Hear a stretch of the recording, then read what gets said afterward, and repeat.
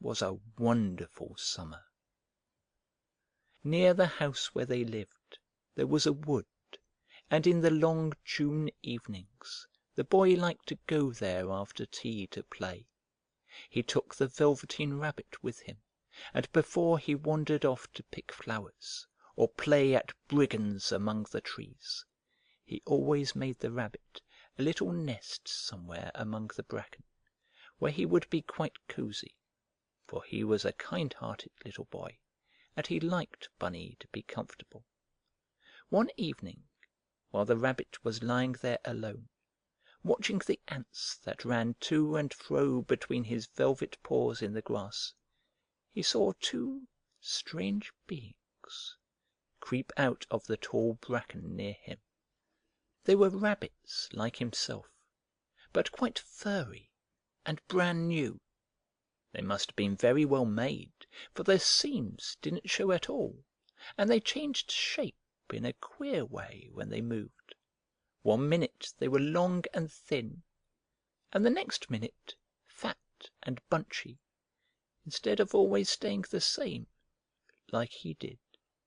Their feet padded softly on the ground, and they crept quite close to him, twitching their noses, while the Rabbit stared hard to see which side the clockwork stuck out, for he knew that people who jump generally have something to wind them up, but he couldn't see it.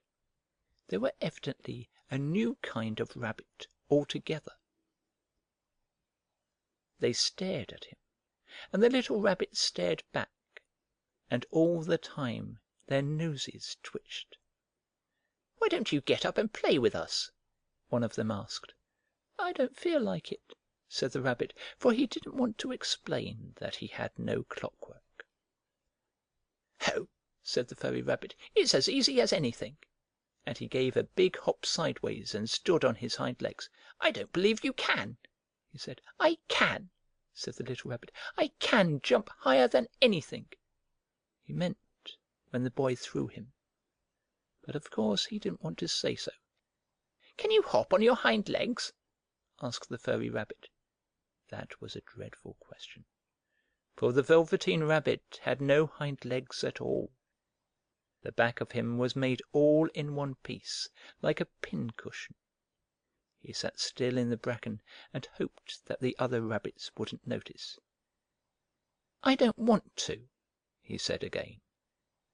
But the wild rabbits have very sharp eyes, and this one stretched out his neck and looked.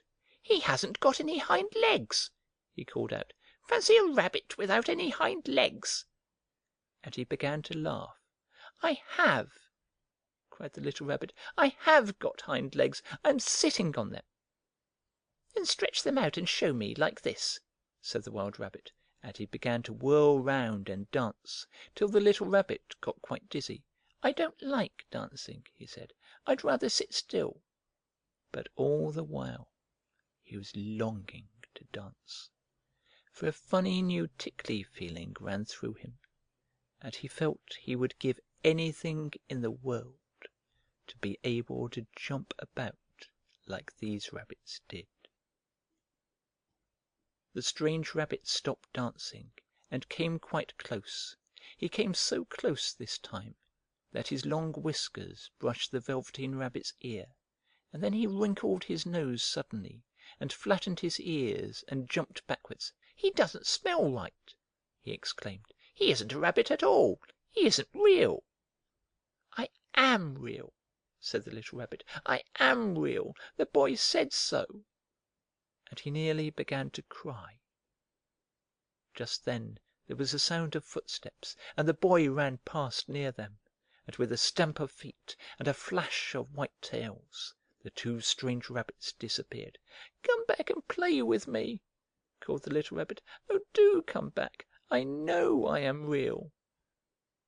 But there was no answer. Only the little ants ran to and fro, and the bracken swayed gently where the two strangers had passed. The Velveteen Rabbit was all alone.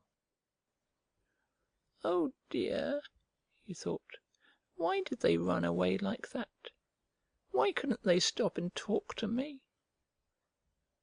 For a long time he lay very still, watching the bracken, and hoping that they would come back.